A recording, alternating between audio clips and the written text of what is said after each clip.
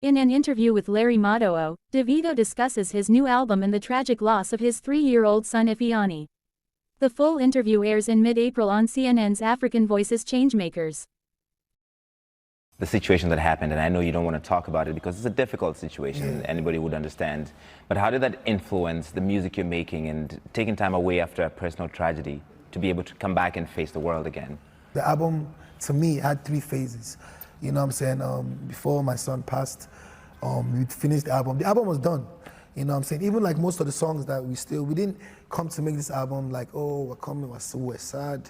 Obviously, it was a tragic situation. But you know what I'm saying, I still had to like be strong for everybody, not only my wife, my family, my dad, her family, my son that's watching us. Do you understand? I know that at the end of the day, people would want David to be on stage again eventually. People would want me to be able to make the thousands of people happy that I do on a daily. Do you understand? I know that deep down, like, that's what people would have wanted. So obviously, like, I really had to really calm myself down. You know what I'm saying?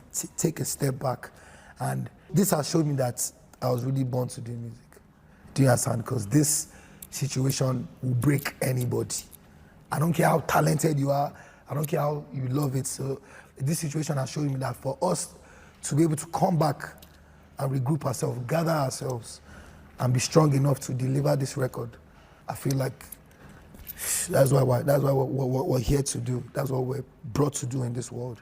I'm just ready to get back. I'm ready to just, you know, go back on the road. A lot of things are going to be different, you know. But music-wise, you know, on the album, you will hear a couple, you know, songs that, you know, might, you know, take you back and, you know, into some emotions. So with this record, you definitely hear, you know, me talk about a couple things that I've been through personally.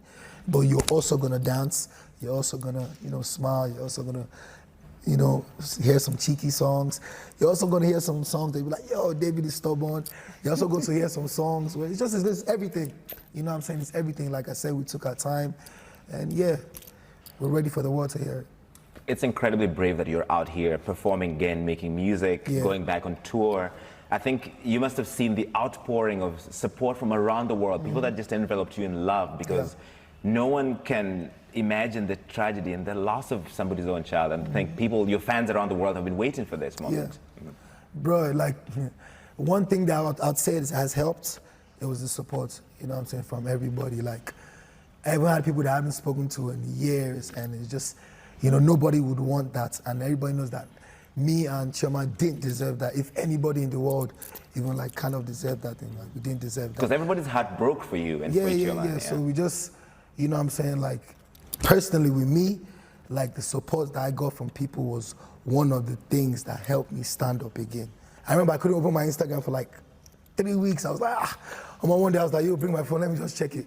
And then I just checked it and I just saw, like, from every kind of person in the world you can imagine, from politician to sportsman to other musicians to presidents. Right. So like, that was one thing that really, you know, made me like, you know, strong enough to stand up again, get back in the studio, and then, you know, get back to what I do and what I love.